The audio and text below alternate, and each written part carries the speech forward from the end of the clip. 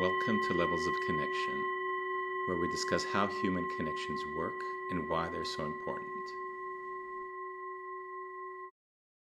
Welcome to Levels of Connection. Today's guest is Nikki Lerner. We had an amazing conversation. I love the intricacies that she spoke about when she connects, when she's expressing herself, when she's singing in front of thousands of people versus when she's giving a speech, and how she connects with herself, how she connects with the audience, and talking about her process and the different levels of connection in between. Enjoy. Nikki Lerner, welcome to Levels of Connection. Really good to have you. Thank you. Glad to be here. So, Nikki is a vocalist. She's an artist. She's a public communicator and much more. And I'm really looking forward to this conversation. What else do you want people to know about you before we get into the levels of connection? Well, I had a friend of mine describe me once as a courage giver. And there was something about that felt really like it resonated with me. And I thought, oh, that's really cool. And so I feel like today, that's what I'm resonating with. And then that takes a lot of different forms. It takes a lot of different forms through music, through communication, through working with people, through leadership, all kinds of things. But that's part of who I am at my core. Courage giver. I love that. Yeah. How does that relate, which it relates immensely to what we're discussing today? And let's start from that. What does even connecting mean to you, Nikki? Well, for me, gosh, this word connecting, like I like anybody else wants to be known. And I think all of us want to be known at different levels. And maybe at different distances. Or through different mediums. But I think it's part of how we are as humans. We want to be known. I think we want to be understood a lot of times. And so for me, I'm the same. I want people to experience who I am at a deep level, whether that is on stage in front of thousands of people, or whether that's, picking up my coffee at Starbucks. To some degree, I want to be able to connect with the world and the people around me. And I want them to be able to connect with me.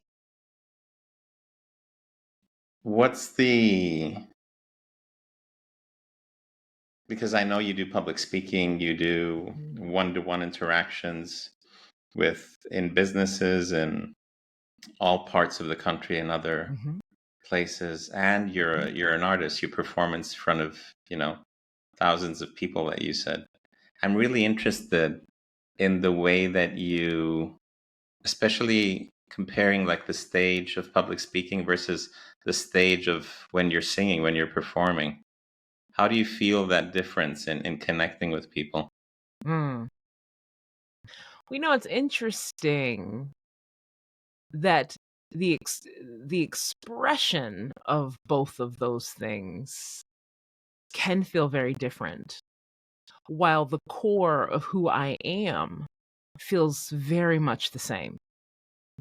So let me break it down for a minute. So one of the things I love about making music is the connection. I mean, there's nothing like it. Nothing. I tell people this all the time, because sometimes people who are not creative stage people might ask, oh, like, what does that feel like? What is it? And I tell people, for me, when I get on a stage and sing, it is a full-bodied, fully emotional experience. Like there's some things that you can do, if you're wired this way, that you do them and you check your phone while you do them. You know what I mean? Like you've got your email open while you do them. There's something so beautiful about the creative act that when you're in it, you're in it. Mm. You're not somewhere else. If you're somewhere else, then you actually cannot do what you've been asked to do in the moment well. You can't do it. And so I love the connection piece that is available through music. I actually believe that music is connection.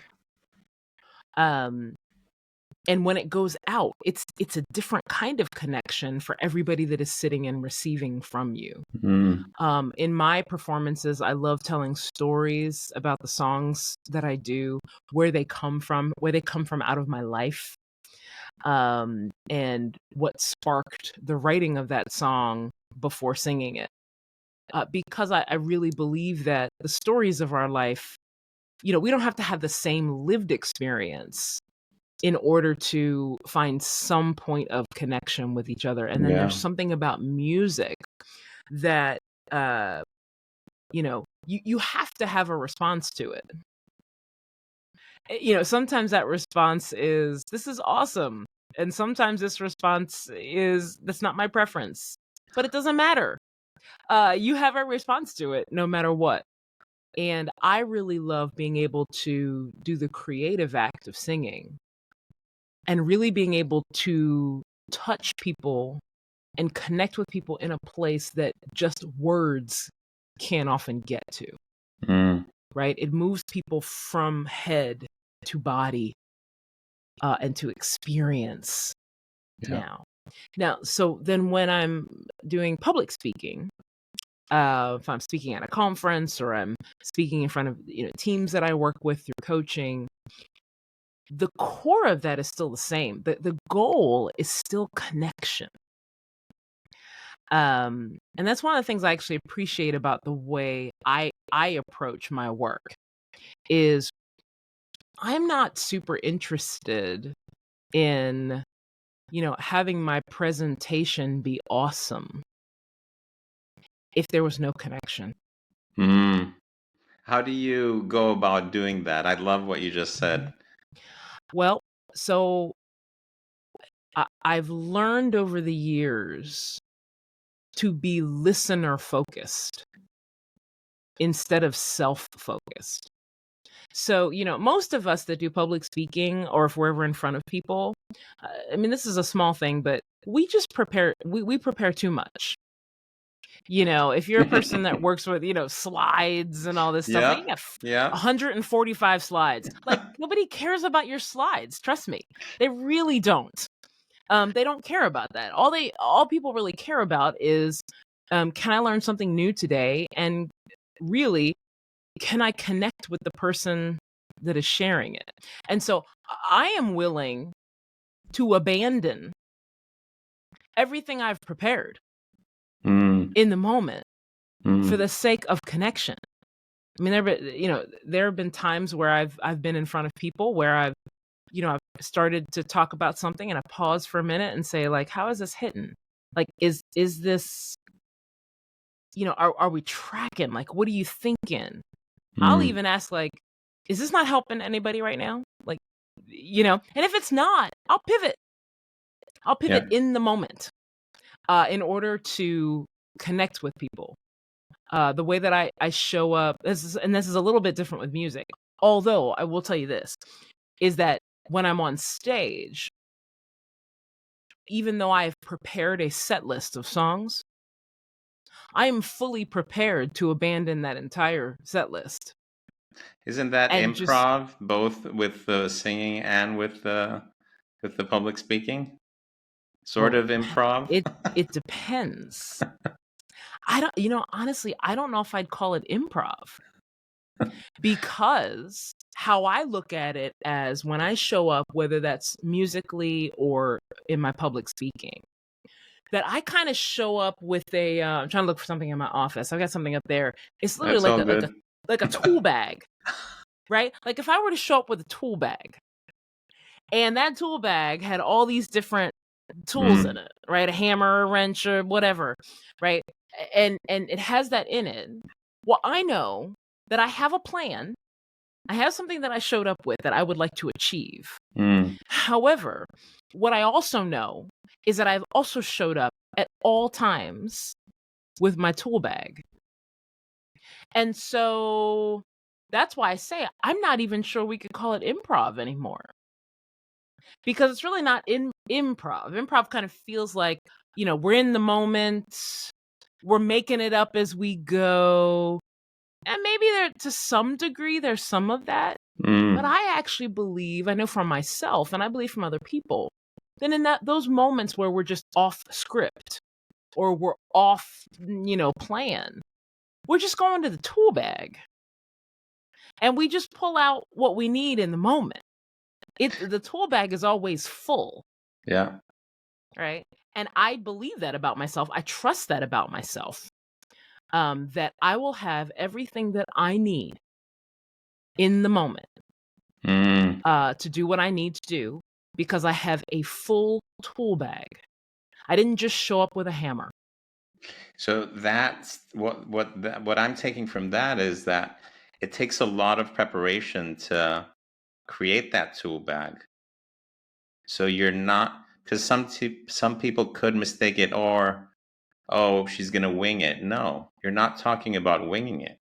You're talking about you're going with a plan, but if you need to pivot or change direction any point in time, you're confident enough because you're prepared enough. You put the hours enough and the sweat and the tears and the blood enough over the years in order to have the tools and to pick from what you need in that moment to create what expresses you and the audience in that moment. Is that? Yeah, that's right. Because see, winging it would feel like, this is what came to mind when you said that. Yeah. Like, let's say that someone taught me how to do a very specific type of welding. Okay, I'm not a welder. But somebody taught me a couple of things to do in order to weld something very specific. Okay. And then when I showed up, they said, hey, I know that we taught you to do this one thing, but actually we're going to do this other thing instead. And I just said, well, okay. That feels like winging it to me, right? Yeah. Because I don't have a skill set. I don't have a lived experience. I don't have an embodiment of what to do. Now I'm confident in myself that I could learn it in the moment, whatever, and if I can't do it, I can't do it. But still, like, that's kind of winging it. What we're really talking about is the word that's coming to me today is trusting in our fullness. Once talking about music, once I had a guy who used to be my bass teacher. And this guy was a just world-renowned bass player. He's phenomenal. He is actually the bass player for one of the best bass players in the world. Okay. And so anyway, he used to always say in his workshops that, and I've heard this from another one of my friends that is a jazz violinist, accomplished Grammy award-winning guy. And what you learn as a master artist is when you practice, when you prepare, you are actually preparing beyond what you are actually practicing for. If that makes sense. So like in practice, you are actually trying to stretch yourself beyond what is asked of you. So if somebody says, hey, can you, come to this thing? Can you sing this song? Right? You may have to learn the song in practice. But when you're in practice, you may learn the song. And then you may learn, you may start to try to develop other ways to sing the song. You might try to say, hey, maybe I could write something off of this tune. Maybe how far can my range go? You are testing the limits of your giftedness in practice so that when you show up, you are never at your limit. Right? You always have somewhere to go. You always have something to pull out. And what I can say in my public speaking, in my coaching work, that I'm grateful that I have that kind of a foundation as an artist, because that's already how my brain is working. Right? So now when I'm in the role of public speaker or coach or whatever it is, I had the same center of I'm ready for just about anything they throw at me, and I'm good. And what's guiding you in that moment of the public speaking? I heard before it's the connection with the audience. Oh, well, the connection with the audience is second. Okay. The connection with myself is first. Talk to me about that. And that is what is guiding me. Is the connection with myself and the connection with the trust I have with what I hear when I am in these moments of working. I'll give you an example. So I did one of my clients, they have a very large office in Denver, Colorado, here in the United States. And so I came out to do a speaking event for them, and I spoke for about 3 hours. Like it was a long time. So the first half, we did the first half, and I did speaking and that kind of thing, and I had my stuff planned, right? We did all the speaking thing. Then we took a break. During the break, while people were out of the room, I hear a voice inside of my head that says, "Sing for them when they come back." Now I'm thinking to myself, wait a minute. This is a business meeting. Do you know what I mean? Like this is Yeah. Who shows up and sings at a business meeting? And Nikki I'm like, does. Nikki right. Like I'm having this conversation with myself. Okay. As I'm listening to this voice. And the thing is though, like I can't deny it. I can't deny what I've heard. Now, I don't know what's going to happen on the other side of that. I don't know what people are going to think about that. I don't even know if they're going to ask me back ever again. But all I know is that I'm supposed to sing. And so people come back into the room. And I said something like this. Hey, everybody. Welcome back.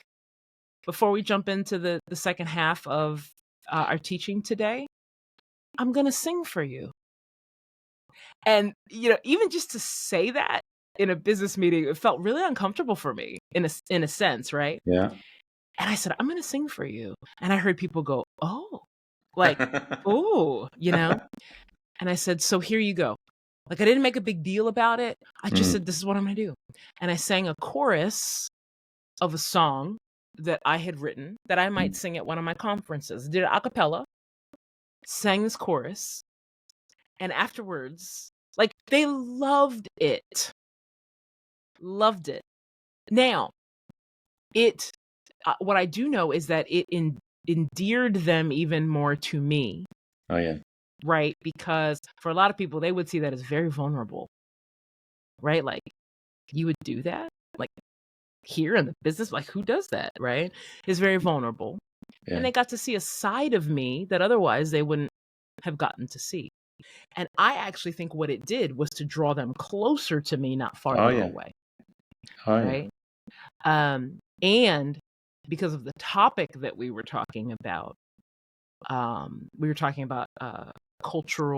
to leverage cultural diversity in the workplace, that it actually, one of my team members said, it felt like something opened up after you did that. Now that's that thing with music that doesn't happen with words oftentimes, right? I can't put my finger on that. I don't know. I know that there are frequencies and resonances and tones and sounds and ways that people are being affected that I may never know about. But the important part in that was that I was connected to myself. And part of myself is this artist part of me.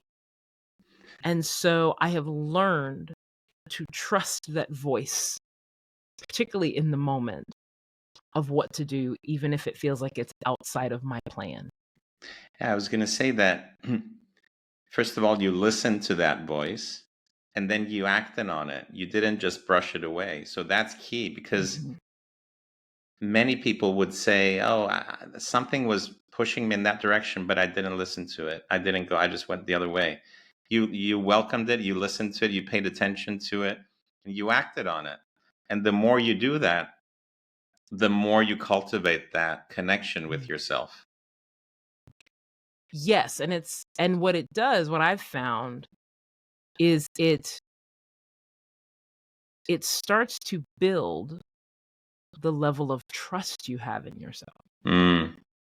I think the more that we talk ourselves out of the things that we hear in the moment, the more we're actually talking ourselves out of trust in who we are. I think when we're able to experience these moments, talk ourselves into things instead of out of them. Like, what if you just rolled around and just assumed that everything that you heard was exactly what you hoped for, right? Yeah. When you showed up, or if you're a spirit-filled person, something that you prayed for that day, or whatever it is. What if you really knew that everything that you heard was for you, not against you? How might you operate differently? This is something I'm thinking about in my own life right now, right? Like, how might you operate differently? What decisions might you make? How might you run a presentation if what you hear in your head is, you know what, you need to abandon the rest of this and just talk. Like, just talk from your heart. Like, how might things be different? Because I think when we have these moments of deep trust, it's like we're building a muscle, right? And we get our reps in. Yeah. And, sometimes we listen to the voice and we don't like the outcome. That doesn't necessarily mean it was wrong. It just means we might not have liked the outcome. That's all, right? And then other times we do it and we're like, that's exactly what needed to happen, right? So I think it's an invitation to us.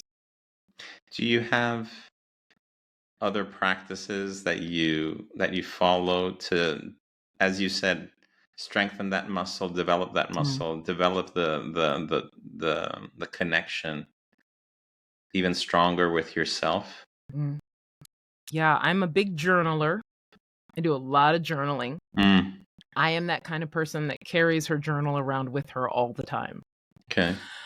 And I like to write. Like, I'm analog. I don't like to type. I remember things when I write it. Yeah. And when I can draw and when I can doodle. In fact, I'll show you right now. This is my current journal that I've got, right? And this helps me so much. In fact, this is a page that I've been working on just this week, right?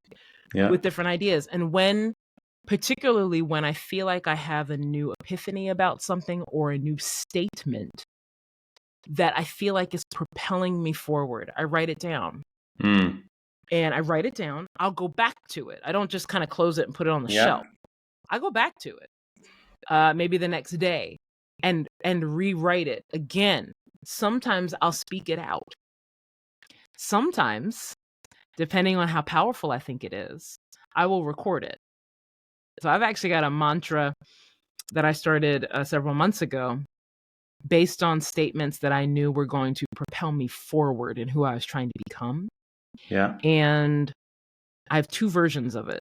I've got one version on my phone where I spoke into the voice memo and just spoke these things out. There's something very powerful about hearing your own voice talk to you, because we've got people, voices talking to us all the time, right, in our head. And some of them are not kind. And so if we can listen to those things all the time in our own voice, how much more powerful is it to hear these things that propel us forward in our own voice? So I do that. And then I have another version of it where I've got the audio of that and I've added instrumental music that is from my music to it. And so then that gives me a totally different experience. So sometimes I'll write it on the wall. Sometimes I'll write it on a Post-it and stick it in my car. Like, words create worlds, right? You probably heard that before. And I am vigilant about capturing the word palette that is going to propel my life forward, not backward. Did you ever have, do you ever go back and read journals from last year, the year before, or Yes. yeah, you do? All the time. What do you find out? What's really interesting to find out some of the things that were heavy and concerned me like a year ago or a year and a half ago. Like, I'm like, oh, right, I remember that. Hadn't even thought about it. And now it's nothing, right? Now it's nothing. Or, a decision I was going to make and writing, journaling through my process. Like, I'm like, oh God, I'm so glad either I did make that decision or didn't. What does that give you when you have that moment where you said, wow, I thought that was a big deal last year, and now it's like, walk me through that when you're having that realization. Well, I love the fact that what it invites me into is to study my own life. Because I think we are relatively socialized that when we need an answer for something, that we go and say, okay, there's got to be a book on this, or there's got to be a podcast on this. There's got to be, whatever it is. There's got to be something out there to help me figure out what is going on in here. Yeah. And what I have found as I have gone back through some of my journals is that most of the time, not with everything, but with a lot of things, my answers are found in my journals. Yeah. They are. Maybe not if I need to learn a new skill or something like that's different. But like most of the time, that's what it affords me. Is like, wow, look at that. Or when I always look at my journals as logs. They're logs of what's true. Because when my brain wants to say things like, you don't make good decisions, you're not doing enough, you've been sitting around on your butt not working, you're not creating enough, you're not all the things you're not. There's something about going back to my journal and being like, oh, no. That's actually not true. Yeah. Like, look at the things I was able to overcome. Look at the ways that the person I was hoping to become is here now. Yeah. Right? Yeah. The prayers I prayed about, God, would you, help me develop this in my life, or would you bring this to fruition? Like, it's here. And that gives me courage to study my own life first. Yeah. To see where there is thriving, to see where there is growth, to maybe even see some things that like keep coming up. I see that in my journal a lot. Like, there are some things that just have not gone away. They're still there from 4 journals ago. And so that's really interesting to me. At the end of my journals, like when I get to the last page, a lot of times I will make sure I go back and tag things that were significant. So I've even started to do it in this, and I've still got a lot of room here, right? Yeah. But if you notice, like I've already got tags here, right? And these are tags that I know that I will come back to because I know that there's something in there that was extremely meaningful this year. Yeah. That I want to remember. And a lot of I keep looking over here to the left because that's where the basket of my journals are. And they all look like that. They all have these tabs. They all That's have really useful tip as well for people that are listening to this to go back, because when you're writing and you're expressing yourself and you're writing so much, it's hard to go back but when you're in the moment, you're realizing and you're tagging it, it's easier to go back and revisit. And I love what you said about realizing that the solutions are inside. And it goes what we're doing with coaching, right? Because the ultimate belief of coaching is that the client has all the answers. We're facilitating them, their thoughts but they have all the answers. I love that it came out the way that it did, the way that you stated it. What advice would you give 19-year-old Nikki about connecting? Cool.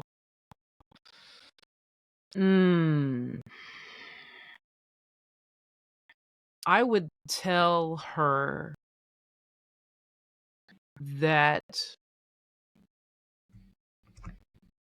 there is no reason to compare herself or her life to anyone else. That what is being birthed in her is something very unique and something very beautiful that will become the foundation upon which she is able to serve other people and lead other people well. And so to just chill out and focus on who she is, and that it is big enough to support the life that is coming. How do you feel when you say those words? Because I felt something shifted inside when you were expressing that. Well, it's interesting because I've never thought about that. I've never thought about what would I say to that girl. But I mean, think about if there were someone for all of us to speak into us that deeply, that had a knowing of the future, right? That had a knowing of the future. Yeah. That's what it made me feel. It actually kind of brought me back for a minute to what it felt like to be 19. And I knew the things that I was struggling with at 19, right? I was struggling to find my voice. I was struggling to be known, apart from just who I was as a singer. Yeah. Because I had some things to say. Yeah. And I wanted people to know that. I was a heavy kid. I was an overweight kid for a good bit of my life. And I remember how hard that was as a 19-year-old. And the struggles that came along with that. Even just to tell her, look, you're going to figure this out at some point. Like you're actually going to overcome this.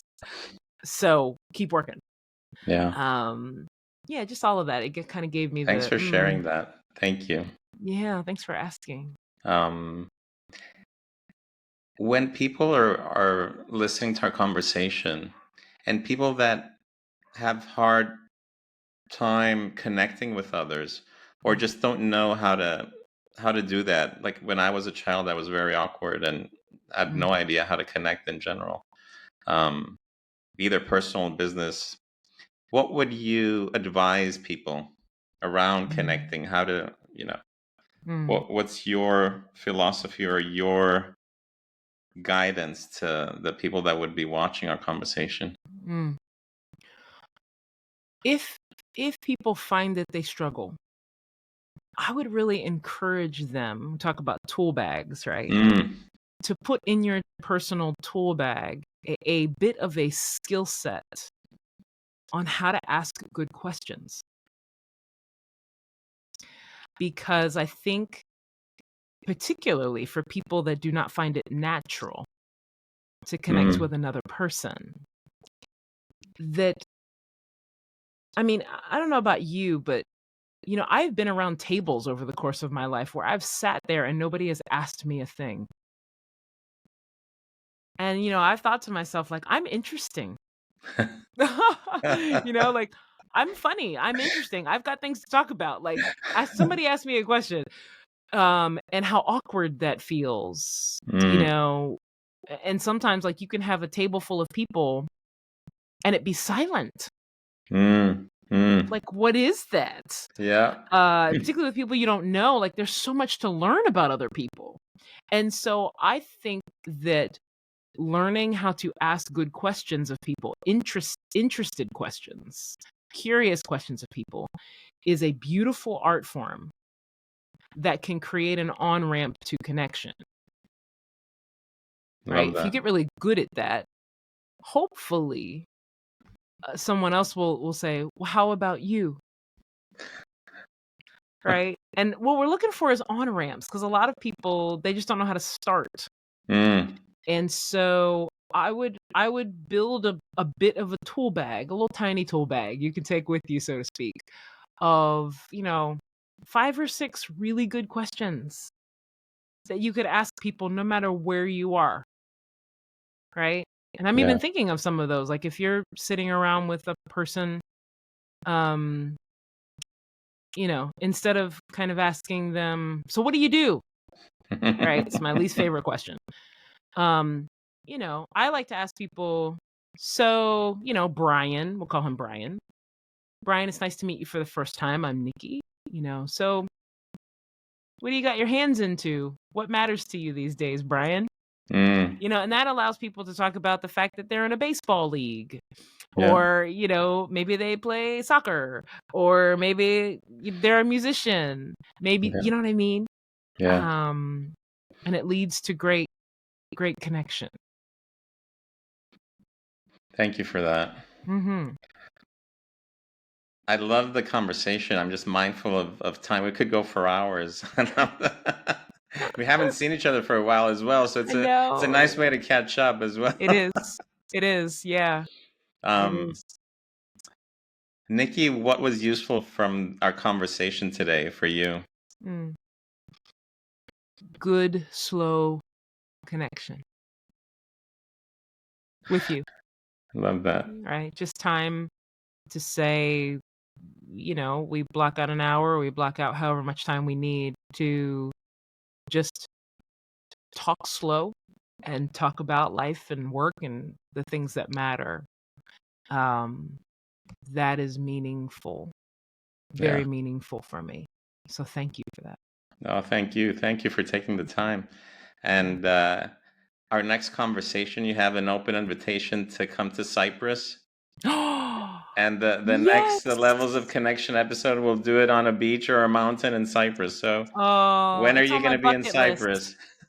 It is on my bucket list, my friend. You go. It is like the next place I would like to find myself. So we may actually do that. Yes. You're welcome to come. So anytime. It'd be my pleasure to show you around. Thank you. Nikki, thank you so much for taking part in my love project, the Levels of Connection. Anytime. And I'll see you soon, all right? All right. Thank you, friend. Thank you. Thank you for watching another episode of Levels of Connection. And thank you for your continued support. Feel free to add your comments below as to what you found useful from today's conversation with Nikki Lerner. Thanks again. See you soon.